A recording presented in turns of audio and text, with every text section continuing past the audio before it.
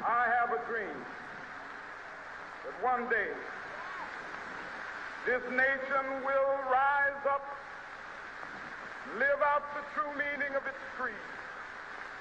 We hold these truths to be self-evident, that all men are created equal. August 28, 1963, from the steps of the Lincoln Memorial during the March on Washington for Jobs and Freedom. This was the defining moment of the American Civil Rights Movement.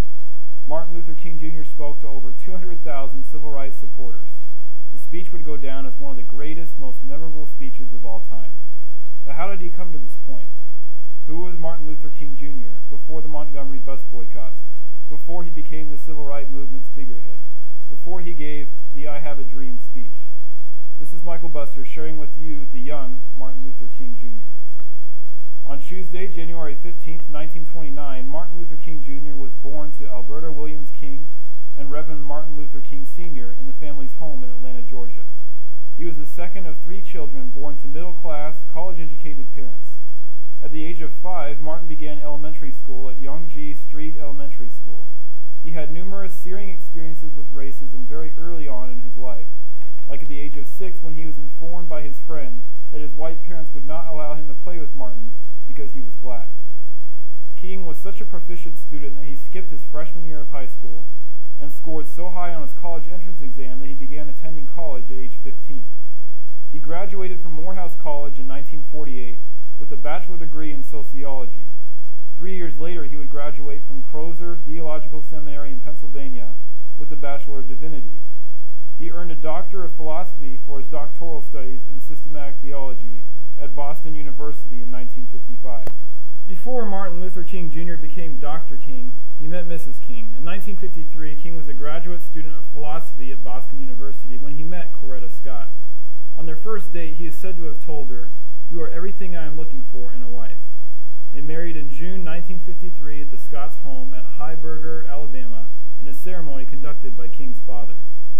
Dr. King and Mrs. King would eventually have 3 children, but not before Martin Luther King Jr. became pastor of the Drexel Avenue Baptist Church in Montgomery, Alabama in 1954.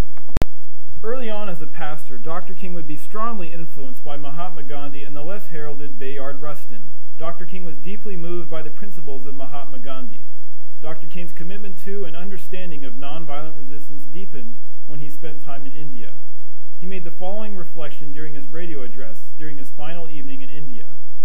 "Since being in India, I am more convinced than ever before that the method of nonviolent resistance is the most potent weapon available to oppress people in their struggle for justice and human dignity.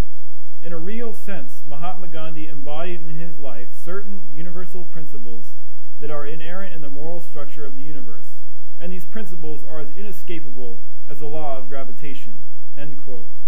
Bayard Rustin also encouraged Dr. King to rely on nonviolent resistance. Rustin would also be the chief architect of the March on Washington for Jobs and Freedom, which would boast 250,000 participants. And that's where we will conclude this presentation, with one of the finest moments of that march. Let freedom ring from Lookout Mountain of Tennessee. Let freedom ring from every hill and molehill of Mississippi, from every mountainside. Let freedom ring, and when this happens,